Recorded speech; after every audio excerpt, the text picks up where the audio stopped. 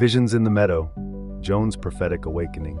Joan of Arc was born around 1412 in the quiet village of Domrémy in northeastern France. Her early years were steeped in devotion, shaped by the rhythms of peasant life and Catholic tradition. She began to experience divine visions, hearing the voices of saints urging her to take up a divine mission. Saint Michael, Saint Catherine, and Saint Margaret appeared to her, speaking of a great destiny.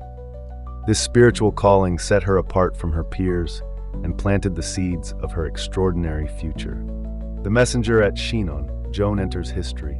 At 16, Joan claimed her visions grew stronger, urging her to act for France.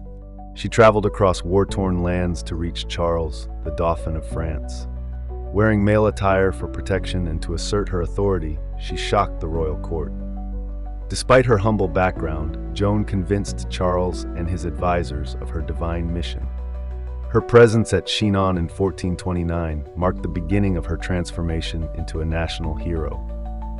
Orléans aflame, the warrior maiden rises. Joan's leadership inspired a demoralized French army on the brink of collapse. She played a key role in lifting the Siege of Orléans in 1429, a turning point in the war. Her presence in battle electrified the troops, bridging divides between classes.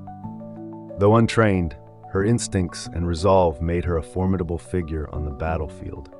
She guided Charles VII to Reims for his coronation, sealing a strategic and spiritual triumph. Betrayal at Compiègne, the fall of the heroine. In 1430, Joan was captured during a skirmish at Compiègne and handed over to the English. Her trial was a calculated political move, masked as a religious inquisition. She faced charges of heresy and cross-dressing, stemming from her divine claims and unconventional role. Despite brutal questioning and isolation, Joan maintained her divine conviction. In 1431, she was condemned and burned at the stake at just 19 years old. Canonized flame, the sainted legacy of Joan of Arc. After her execution, Joan's legend only grew stronger across France. A retrial in 1456 declared her innocent, and she was honored as a martyr. Her story inspired centuries of art, literature, and political movements. In 1920, Joan of Arc was canonized as a saint by the Catholic Church. Today, she remains an enduring icon of courage, faith, and resistance.